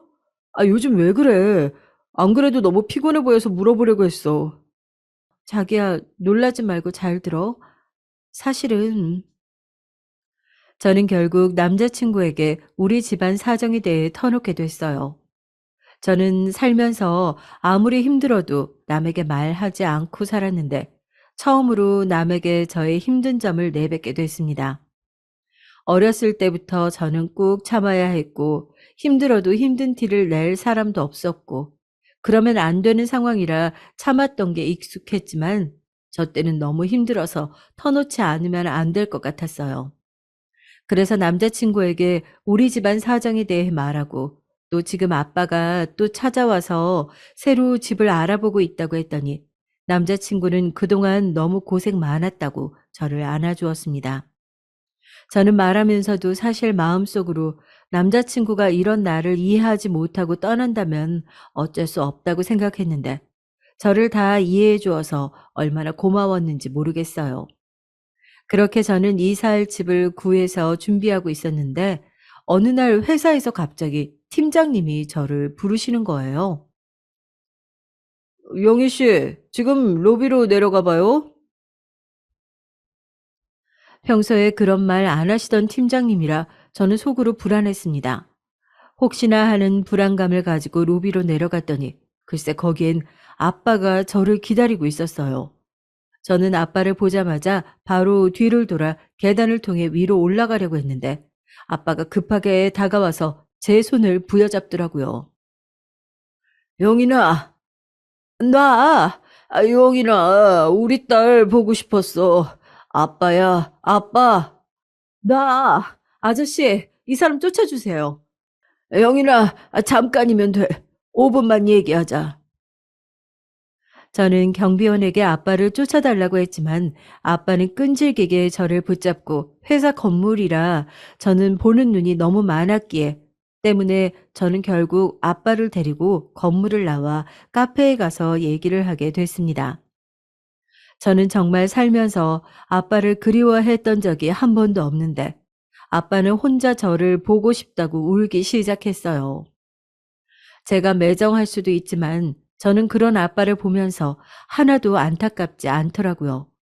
그리고 제 그런 마음을 정당화라도 시켜주는 양 아빠가 내뱉은 말은 기가 막혔습니다. 알고 보니 아빠는 그새 재혼도 하고 또 이혼도 했더라고요. 그리고 그렇게 아빠를 싸고 돌던 친할머니는 몇 년 전에 치매로 돌아가셨고 아빠는 지금 혼자 힘들게 공사판에서 일하고 있다고 했습니다. 누가 보면 눈물 없이는 들을 수 없는 그런 인생사를 얘기하는데 전혀 슬프지 않았어요.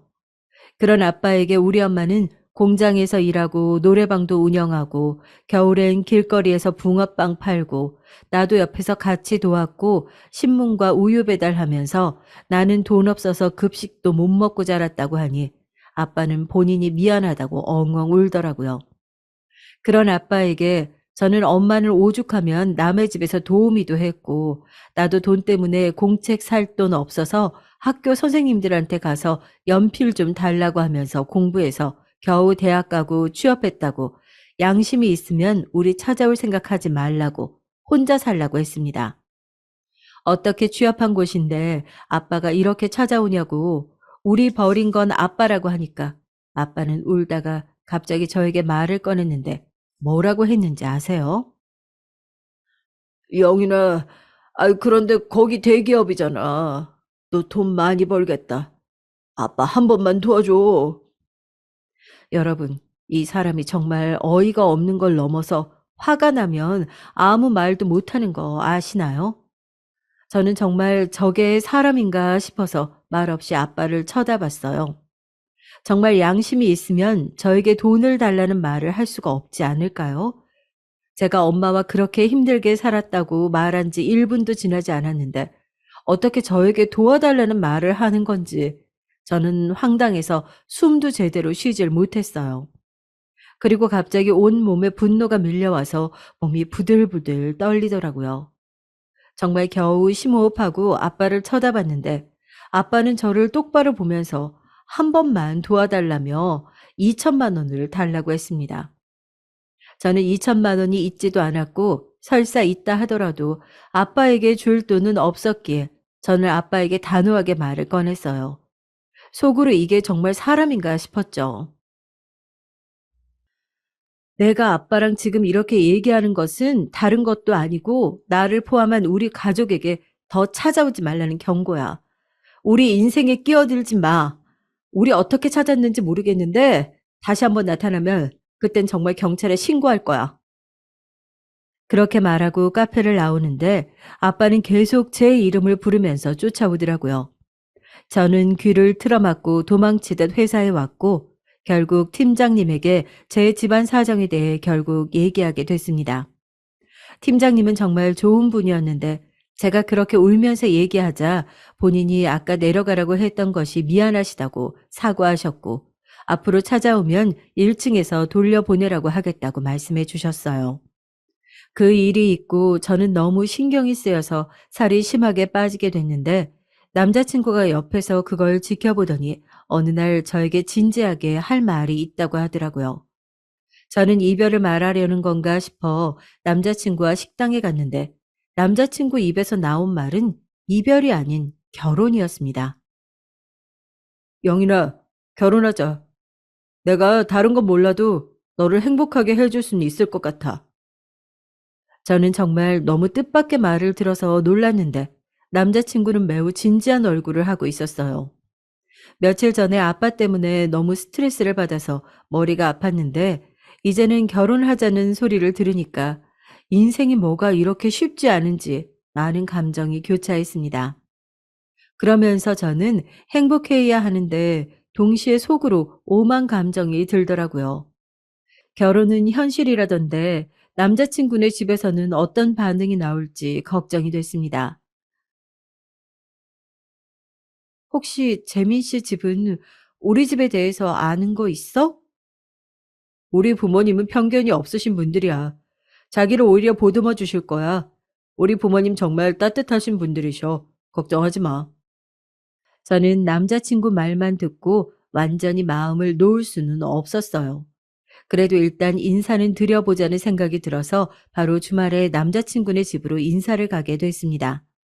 그래도 대학생 때부터 남자친구와 자그만치 몇 년을 만났는데 부모님 얼굴을 보는 것이 처음이라 많이 긴장한 상태로 백화점에서 좋다는 선물도 몇 시간을 골라서 사가게 되었습니다. 안녕하세요. 처음 뵙겠습니다. 어서 와요. 얘기 많이 들었어요. 땡땡 여대 졸업해서 대기업에 다닌다면서요. 재민이에게 얘기 많이 들었어요. 예비 시모는 저를 보자마자 제 학교와 직장을 얘기하며 저를 맞아주셨죠.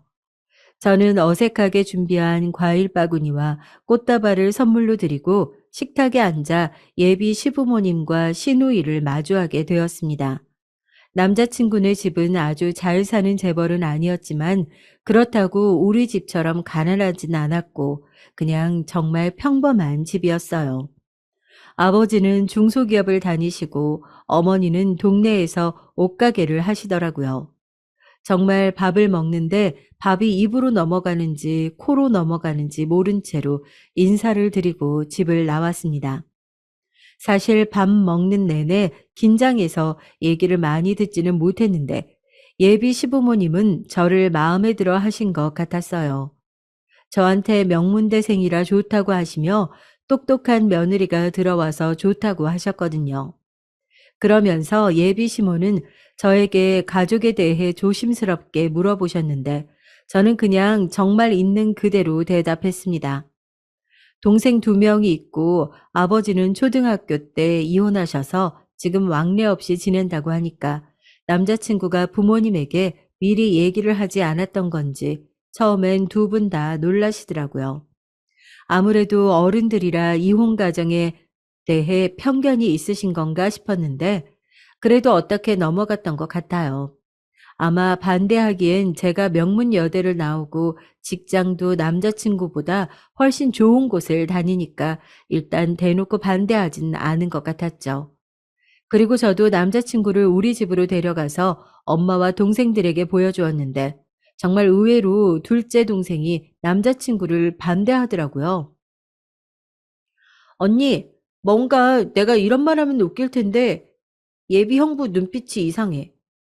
아니, 다른 것도 아니고 눈빛이 이상하다는 건 또 뭐야? 아니, 딱 보면 알잖아. 예비 형부는 눈빛이 그렇게 좋은 것 같지 않아. 엄마는 어때? 엄마도 눈빛이 별로 같아? 말해줘. 몇 번 더 보면 알겠지. 아직은 모르겠다. 그렇게 양가 인사를 마무리했고 우리 집에서는 남자친구를 그렇게 반기진 않았지만 엄마는 아무래도 우리가 이혼 가정이라 조심스러우신 것 같았어요. 그렇게 양가 인사를 올리고 남자친구와 슬슬 결혼 준비를 시작하고 있었는데 갑자기 어느 날 시어머니에게 연락이 왔습니다. 시어머니는 이번 주 주말에 본인 집에서 김장을 하는데 혹시 시간 되면 와서 고기만 먹고 가라고 하셨어요. 김장할 필요는 없고 신우랑 다 할 건데 고기를 먹을 거라 같이 맛있는 저녁을 먹자고 하시더라고요. 저는 속으로 아직 결혼 날짜를 잡지도 않았는데 이러시는 것이 저는 부담스럽긴 했지만 그래도 시어머니에게 밉보여서 좋을 건 없으니까 알겠다고 하고 주말에 남자친구와 같이 예비시댁에 방문하게 됐습니다. 그런데 시어머니는 분명 신우와 같이 오전 중으로 끝내신다고 하셨는데 우리가 방문했던 시간인 오후 5시가 되도록 시작도 하지 않고 계셨어요. 아유, 우리가 준비하는데 오래 걸렸어. 조금만 앉아서 기다릴래? 금방 끝날 거야. 시어머니는 남자친구와 저에게 소파에 편하게 앉아서 기다리라는데 어떻게 그럴 수가 있겠어요. 게다가 김장을 거실에서 하는데 뻔히 예비 시누이와 시어머니가 제 눈 바로 앞에서 김장하는데 그걸 무시하는 것은 웬만한 사람이 아니고서야 힘들지 않을까요? 결국 저는 남자친구와 같이 돕겠다고 고무장갑을 끼고 열심히 배추의 속을 채우고 있었는데 시어머니가 계속 남자친구 보고 너는 저기서 편하게 쉬라고 하더라고요. 남의 딸은 열심히 김장하는데 본인 아들 보고는 방에 들어가서 쉬라고 하는 것을 보고 저는 머릿속으로 순간 친할머니가 스쳐 지나갔습니다. 순간적으로 이 집과 결혼하면 힘들지 않을까 생각했지만 그래도 남자친구가 저까지 하는데 어떻게 본인이 쉬냐고 하면서 도와주어서 그나마 나았던 것 같아요. 그렇게 다 같이 김장하고 고기를 먹는데 저는 태어나서 김장한 게 처음이었거든요. 엄마는 사느라 바쁘시기도 하셨고 요리를 좋아하는 편은 아니셔서 집에서 김장하지 않으셨어요. 어머님, 저는 사실 김장 처음 해봐요. 신기하네요. 어머, 그래? 괜찮아. 이제 나한테 매년 와서 배우면 금방 늘어. 예비 시모는 제가 김장을 도와서 그런가 무척 기분이 좋아 보였습니다.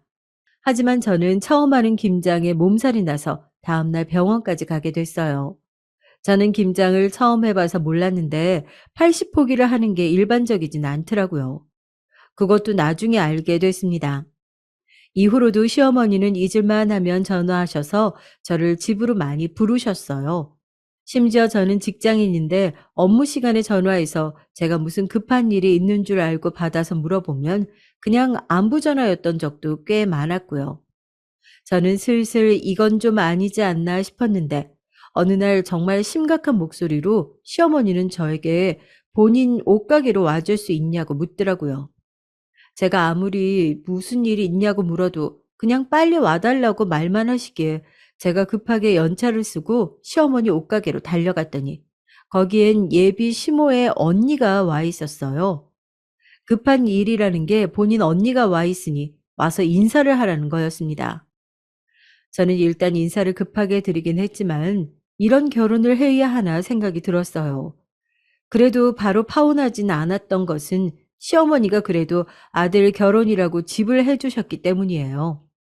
저도 머리로는 이 결혼을 하게 된다면 내가 많이 힘들 것이란 생각이 들긴 했지만 평생을 가난하게 살아와서 결혼 시작을 서울에 있는 아파트에서 할 수 있다는 것을 알게 되자 사람 마음이라는 게 쉽게 포기가 되지 않더라고요.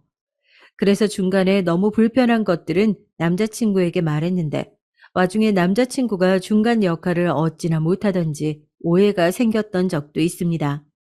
그렇게 정말 힘들게 결혼 준비를 하고 있었는데 어느 날 시어머니가 또 업무 시간에 전화를 걸어서 받았는데 저는 깜짝 놀랐어요. 바로 시어머니는 제가 받자마자 고래고래 소리를 지르셨어요. 당장 내 가게로 와! 이 사기꾼아!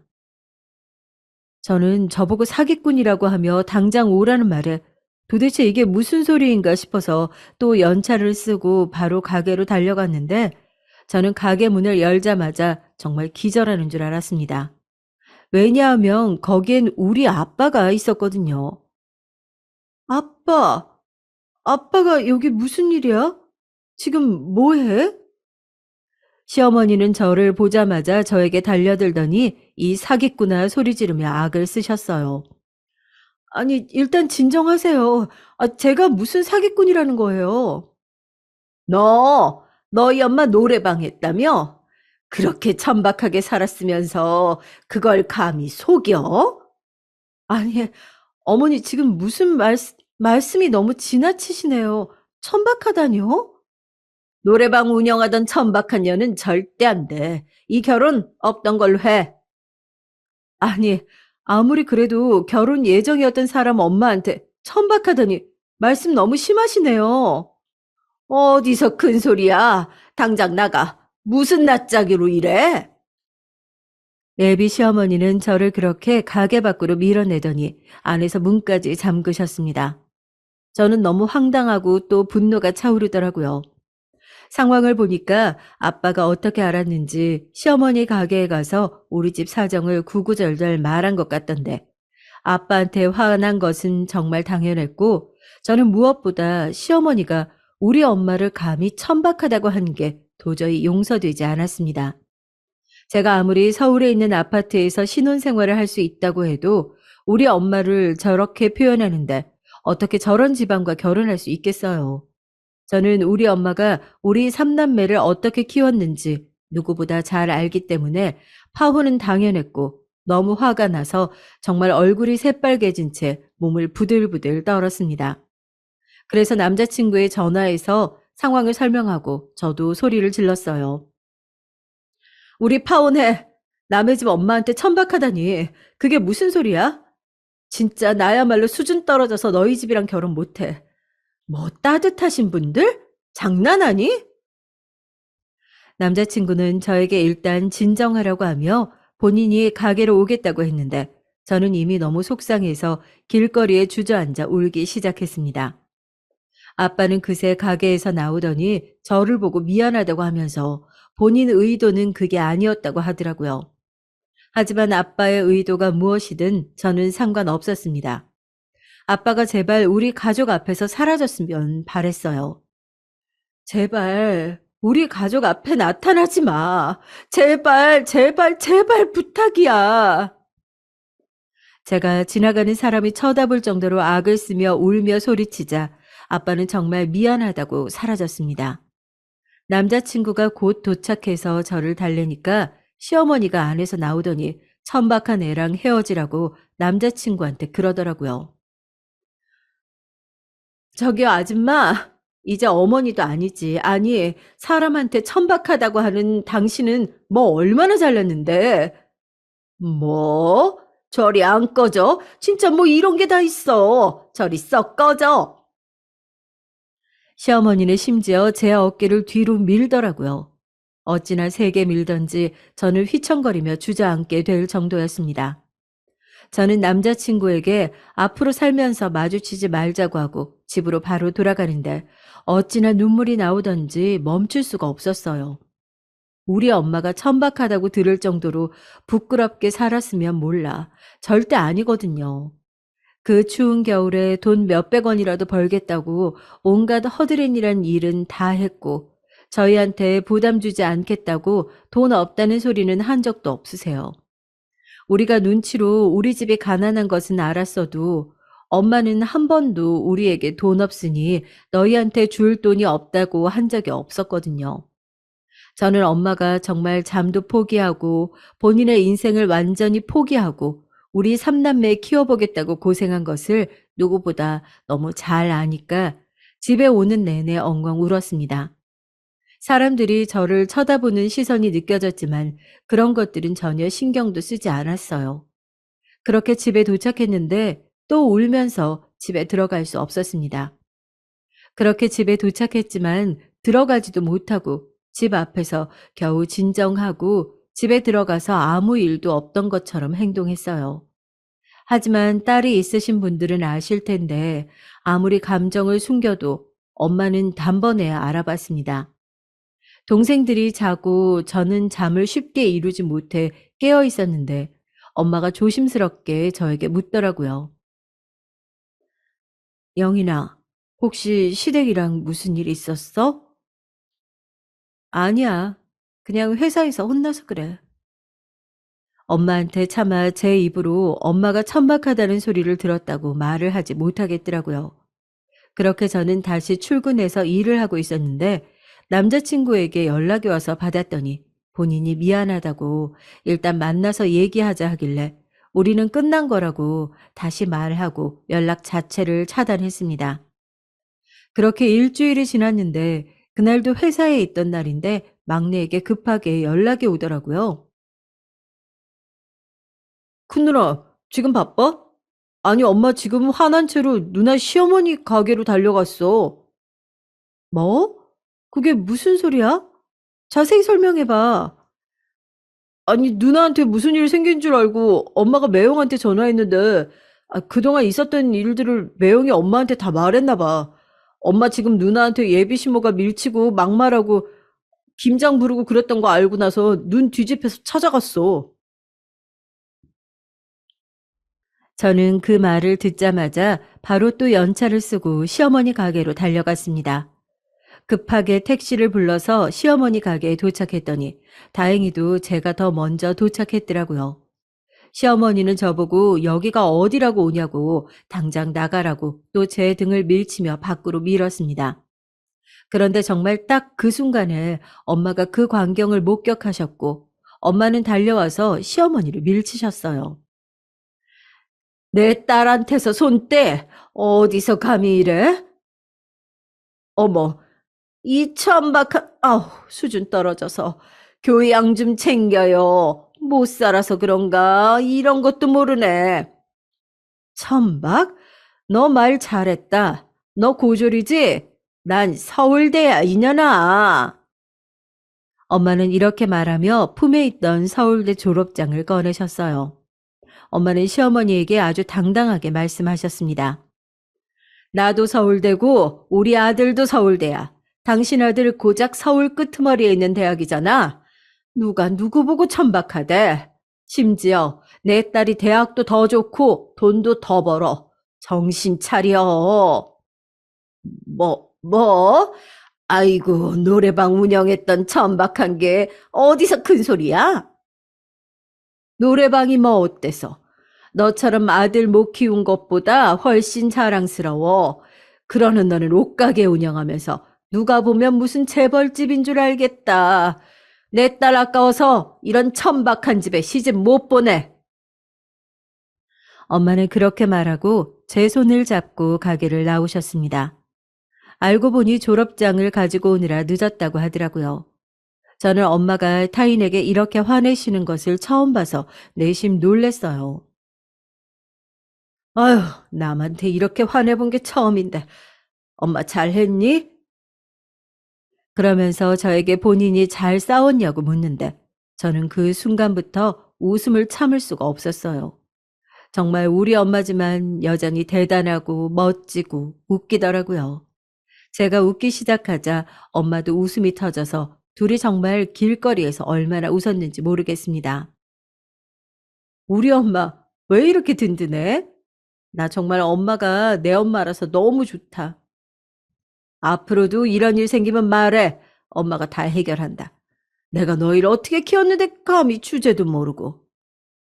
엄마는 저에게 당신은 제가 생각하는 것보다 훨씬 이상으로 강한 사람이니까 상처받을 거 생각하지 말고 제 마음이나 다스리라고 말씀하셨어요.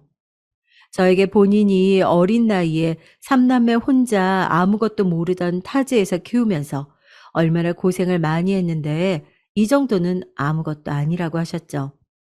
저는 엄마가 그렇게 말해주니까 얼마나 다행이라고 생각했는지 몰라요. 그렇게 한바탕 소동이 있고 저는 일이 끝나는 줄 알았는데 엄마의 화끈한 복수에도 남자친구는 정신을 차리지 못하고 연락이 계속 왔어요. 본인이 미안하다고 제발 결혼하자고 하는데 제가 미쳤다고 그런 천박한 집안인과 결혼하겠어요?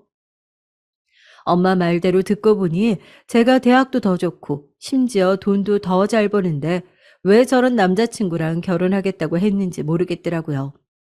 그래서 차단했는데 다른 번호로 연락 오길래 한동안 모르는 번호는 받지 않았더니 남자친구는 심지어 회사로 찾아왔습니다. 안 그래도 예비 시어머니 때문에 회사에서 눈치가 많이 보였던 참이었는데 남자친구까지 찾아오니까 저는 퇴사까지 하게 됐어요. 그리고 남자친구에게 강하게 말했습니다. 한 번만 더 찾아오면 경찰에 신고하겠다고 하고 나는 진심으로 너희 가족과 엮이기 싫다고 했더니 알아들었는지 그 후로는 연락이 오지 않았어요. 그리고 회사는 아빠 일도 그랬고 저도 사람인지라 다른 사람 시선에 신경 쓸 수밖에 없는데 도저히 다닐 수가 없어서 그만둔 것이랍니다. 아빠는 시어머니가 저에게 천박하다고 난리친 날 이후로 우리 앞에 더 나타나지 않고 있어요. 본인도 생각이라는 게 있으면 최소한의 양심이 있다면 앞으로도 나타나지 않지 않을까요?